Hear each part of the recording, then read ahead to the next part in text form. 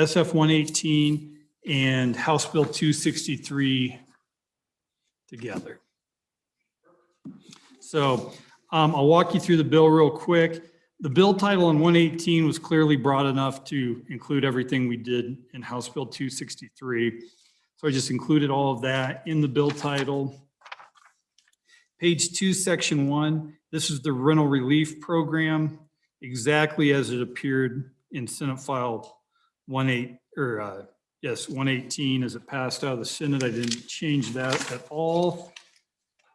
Section 2 is the $20 million for CARES Act programs that had been approved but not yet funded.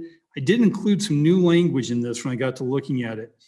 I thought it made sense, at least for the committee, to consider the old language starting on line 13, page 3, line 13, said that the authority to expend these funds expired December 31st, 2021.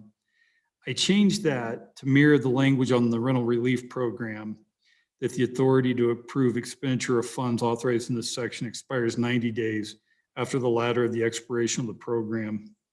That would, if the CARES Act funds were to get extended again, allow us to do that extension, and then you could still have the chance to change these programs at the 2022 budget session. But we wouldn't be left in this dead period, kind of like we are now.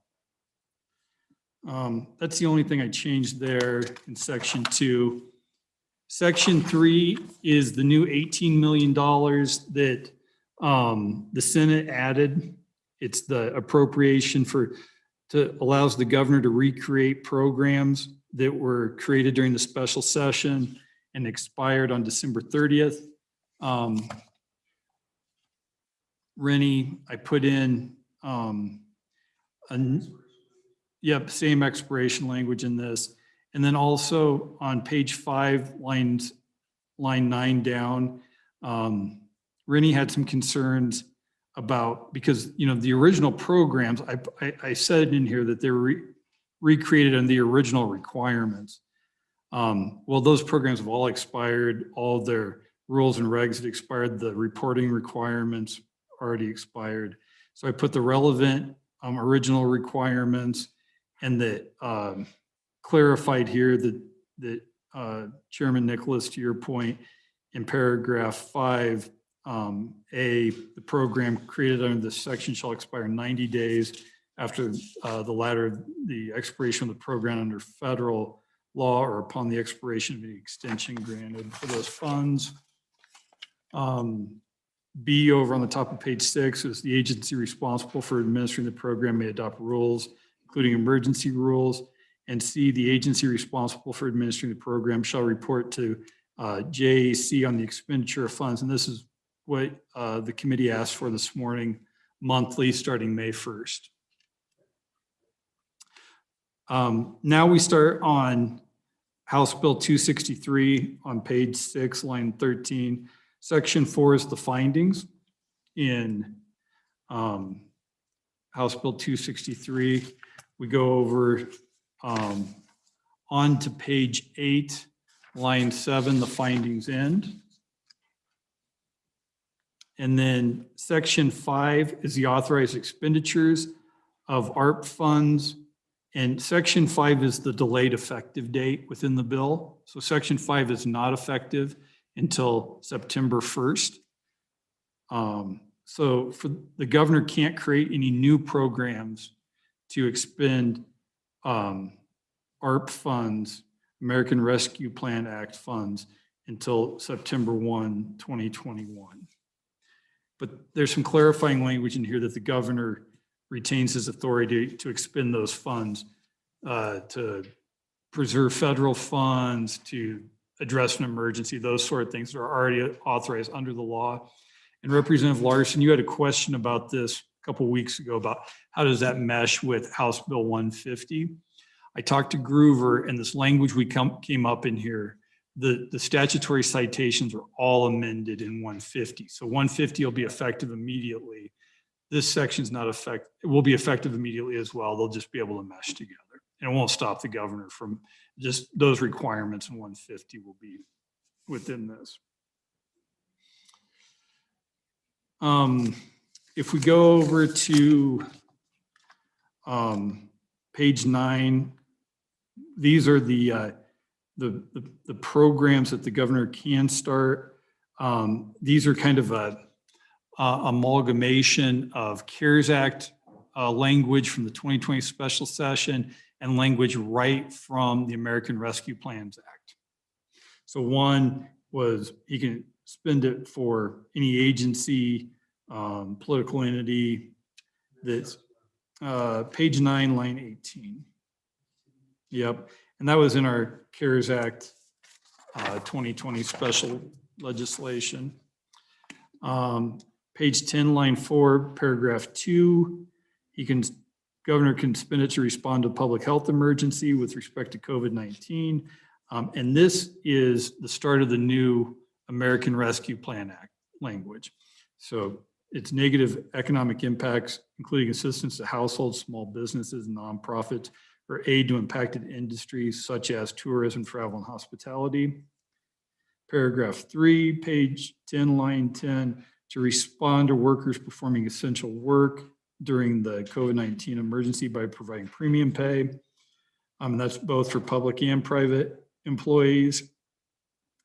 Paragraph 4, for the provision of government services to the extent of the reduction in revenue of the state political subdivision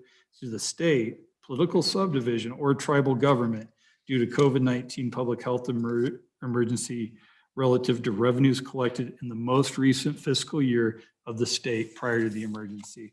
And I think the committee will remember Don gave us the testimony that we may be looking at in the ballparks of 1.9 billion in collected revenues in FY19 as compared to 1.3 in FY20. So that'll be that was what we can make up potentially with ARP funds and the lost revenues.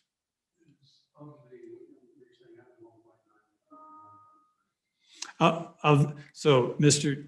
Chairman, it would be a comparison of we collected 1.9 billion in revenues in 2019 and 1.3 in 2020. So we can make up that difference of $600 million roughly.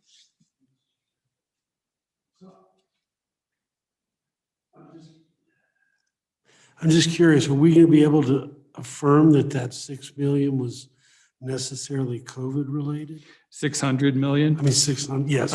Mr. Chairman, we'll need to wait on further Treasury guidance Right. on exactly what that number will be at the end of the day. But I mean, there's clearly some gray area in there, I would say. Well, Mr. Chairman, there is, but I think a state like Wyoming, we've said this a lot, is in a better position than a lot of states because we can point to declining energy prices as being directly COVID related.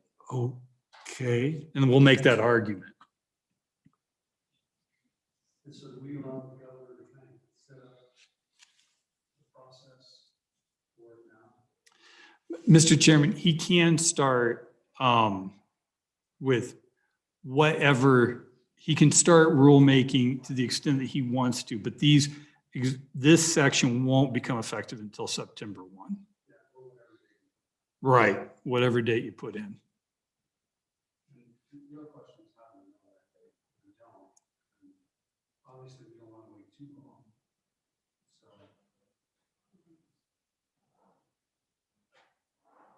Yeah.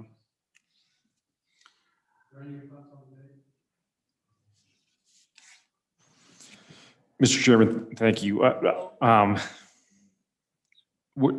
As we heard this week from Secretary Yellen, that she's looking at guidance 60 days out, which does put us into May for guidance even. So I think.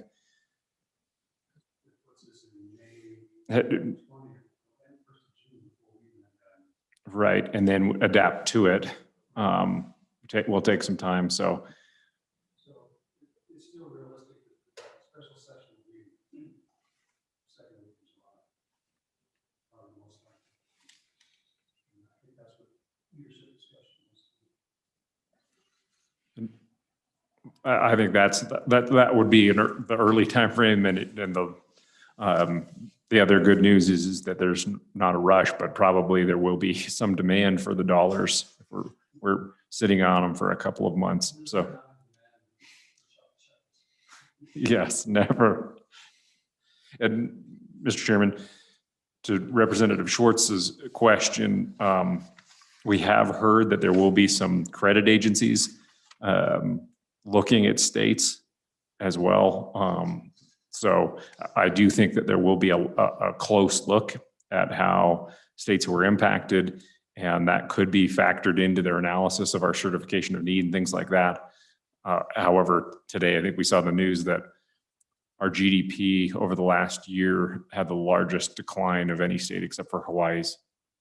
So, we were hit extremely hard in 2020. And so I think one way or another, we can look at that as it was a global pandemic with global effects. Okay, Mr. Chairman, I think we're on top of page 11 for paragraph 5. Again, this is new language in the ARP Act to make necessary investments in water, sewer, or broadband infrastructure in the state. Paragraph 6 is to provide grants for expenses incurred by Wyoming healthcare providers and healthcare facilities, including CAPCON and building delay expenses incurred to respond to public health emergency caused by COVID. Grants provided under this paragraph will be administered by a state entity as determined by the governor. Paragraph 7, for expenses incurred by the Wyoming Life Resource Center and State Hospital. Paragraph 8, for any expenses incurred by the state to respond to food insecurity due to the public health emergency. That may fit improvements to the capital here, because we basically killed the CAPCON bill last May in a direct result of the lost funds. I mean, even if we had to put a pigeonhole on it, it would probably fit there. Mr. Chairman, it might need to be broadened just a little bit, because on line 5, it's expenses incurred by Wyoming healthcare providers and healthcare facilities. But, Mr. Chairman, we also have, yeah, bad idea. There's probably be some other areas in here that is broad enough to get into. But you're right. That is a fair point, because that's exactly what we started tripping up on last year. Is we had that money in there. Yep, Mr. Chairman.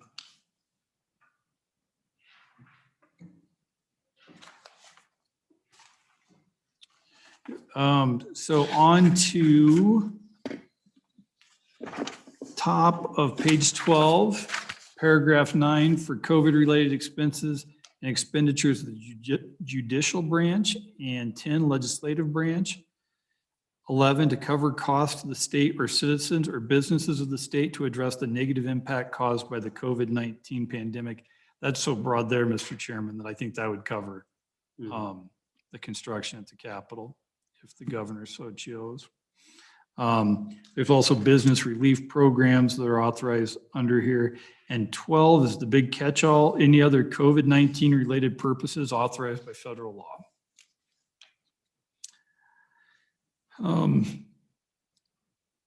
Page 12, line 19, says that funds expended under this section shall be done in accordance with state and federal law, regulations, and orders.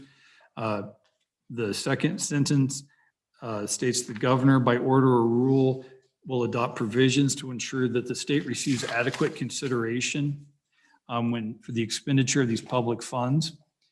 Paragraph 9, or D, excuse me, on page 13, is that as a condition of receiving any grant, aid, or distribution authorized under this section, the recipient shall report to the governor, and the governor will then give this information to the legislature.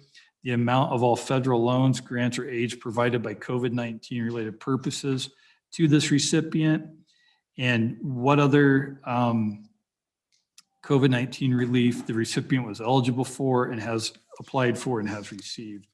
And what that, Mr. Chairman, what that really was on the big CARES Act, there's so much money going out the door to private business, and through the PPP program, other programs, this was trying to get a handle on that to say, well, if you want state money, show us what you've done to go try to get this other money too. And I don't know, Randy, was that I think that's a good effective idea. or? Anyways, I put it back in this bill too. So, E, is that the governor's office shall implement by rule reporting requirements for recipients of any grant or aid authorized under this section necessary to comply with federal reporting requirements. Section 6 on the top of page 14, this is the actual appropriation section. So I'll walk through these appropriations. A is the rental relief money. So, this is the 220 million plus whatever Emily told us we're getting now in the ARP funding for the rental relief programs, because we state there that it's that money that was appropriated in the Federal Consolidation Appropriations Act and any related subsequent federal legislation. So all that's appropriated under this section in subsection A. Subsection B is the 20 million in existing CARES Act funds to those applications that were approved but not yet funded. C on the bottom of page 15 is the 18 million for the recreated CARES Act programs. Subsections A, B, and C can be expended immediately upon enactment of the law. And again, as an example, on page 16, lines 14, these funds don't revert until the federal program is expired. And here's what I had them doing. Like this, I don't think we'll get away with it, but it says that if they revert, it will be deposited to the general fund. And then I say, well, unless otherwise provided by federal law. So I probably will provide otherwise by federal law.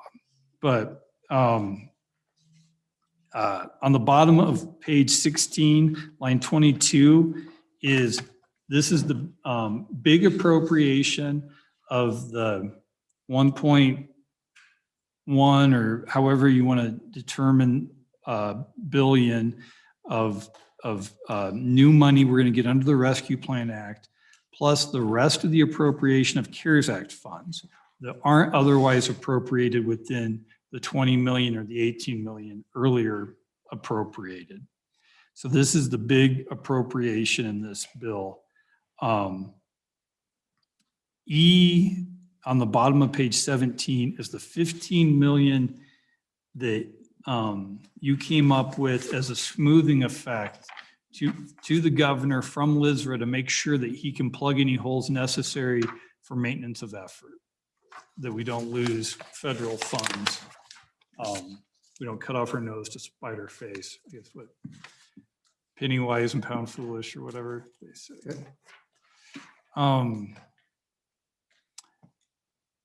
Subsection F is governor's authority to direct the state auditor to transfer funds appropriated under subsection E to any state agency to offset budget reductions that would cause the agency to fail to meet the requirements. We covered that, just split it out into the appropriation next subsection. G is states that the notification or reporting procedures contained in those statutes shall apply, and that's the B11, and then the federally related reporting requirement and transfer authority to the governor. He's got the ability to transfer those funds under those statutes. H is the appropriations in this section, in section 6, supersede and take priority over any appropriation or reappropriation of CARES Act funds as provided in any law enacted during the 2021 legislative general session. I think you've already gotten all the actual appropriations out of those bills, but I just put that in there to make sure. Okay. And then, the way this will work is that CARES Act money will get wrapped into the governor's ability to appropriate ARP funds, and he can appropriate CARES Act funds to the extent they're allowed by federal law on September 1, 2021, if we don't come back into special session. And except for that carve out of the 38 million of CARES Act money that's in this bill. Okay. Questions? Section 7 is what I stated, that the governor at all times retains the authority to expend federal funds in accordance with those sections, which are to conserve general funds, to meet an emergency, and other enumerated ability to do that, to expend those funds. 8 is. So when you say conserve general funds, what does that mean? So, Mr. Chairman, if the governor could swap federal funds for appropriated general funds and be able to save those general funds, he can do so under the B11 statute. So does that mean theoretically he could swap out 500 million? I think theoretically, yes. Yeah, but then we'd have 500 million extra in general fund to be able to appropriate during a special session. I just wonder if we ought to,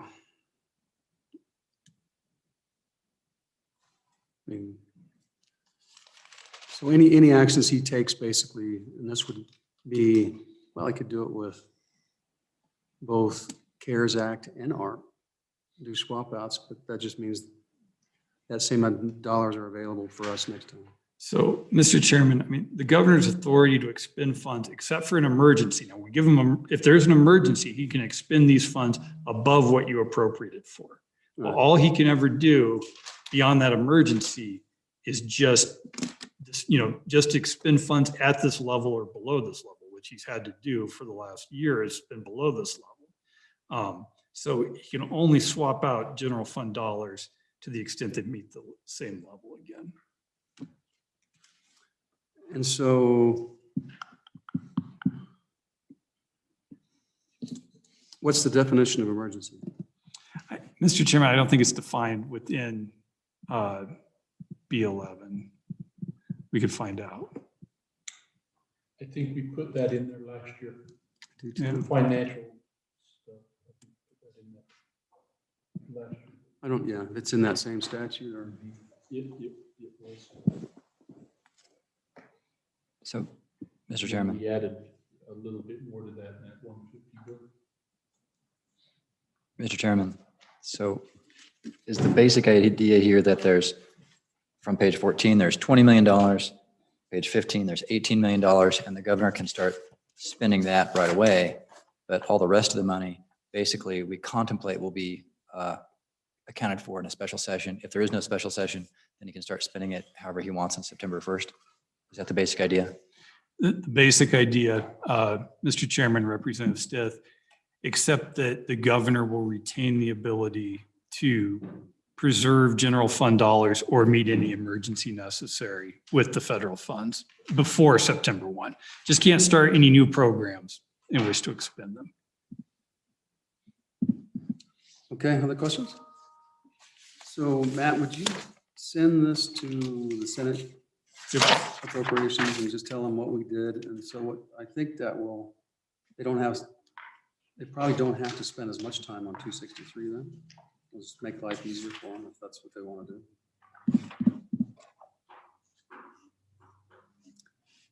And so as this sits, how does this compare to 263? Mr. Chairman, the only changes are the new language on when the money reverts and the program ends after the federal law. And then the 20 million and the 18 million, is it more precise? Or is it different? Well, the 20 million and the 18 million is actually in Senate File 118, not 263. Well, we added it to it, but we just did it by paragraph reference, I think, in 263. Right, that's right. And the only other really discernible difference is the language on superseding. And I actually just talked to Chairman Perkins and told him about this. And he said, Okay. oh, that'll be the vehicle. We'll do that in. So. Okay. Further questions? Move the bill. Go ahead, Ryan. Mr. Chairman, one consideration, you'd mentioned capital construction. So it's on page 11, line 1, that's section 5. That's the language right out of ARPA. Right. And we've been told that we are, and are hopeful that that language that's here and in ARPA is not exclusive. So I don't know if, because in other places in the bill, you don't necessarily just use their language, but for infrastructure, with, I guess I would just propose that you consider whether or not this bill would have the language that we would want the most.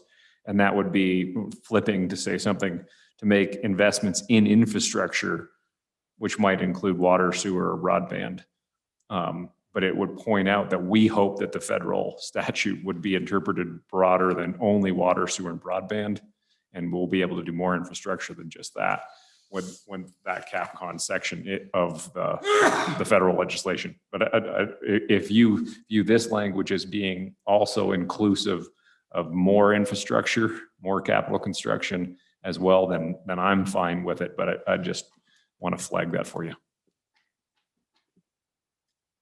So what you're saying is making necessary investments in infrastructure, including but not limited to. That makes sense. Mr. Chairman. I mean, obviously, if the guidelines say we can't, they can't, but then we don't have to come back in and change it if someone interprets it too strictly. Go ahead.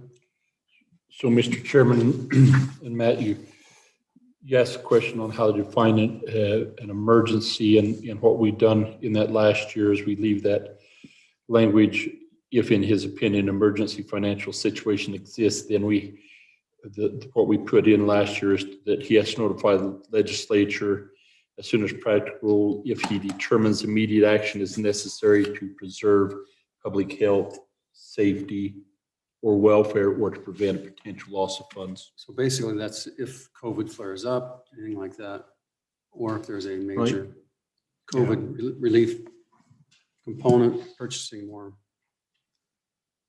vaccines, stuff like that. Testing, right? Okay. All right.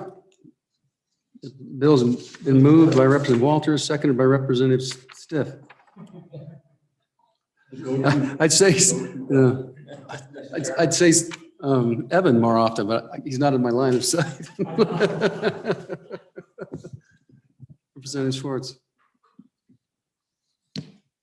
Yeah, I would move to amend on page 11 in section Romanet 5, to change the language to make necessary infrastructure investments, including but not limited to water, sewer, and broadband. Moving second. All those in favor say aye. Aye. Motion carries. Did you Anything want else? Did you want to include capital construction in that definition? That would be a friendly. Okay, can you complete the sentence again then? So Just water, sewer, broadband, or capital construction. I've got to do this anyways, Mary Lee, so. Okay, anything else? Okay, as amended, roll call.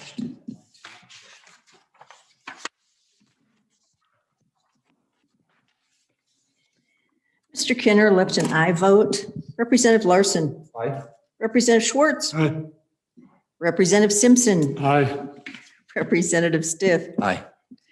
Representative Walters. Chairman Nicholas. Okay then.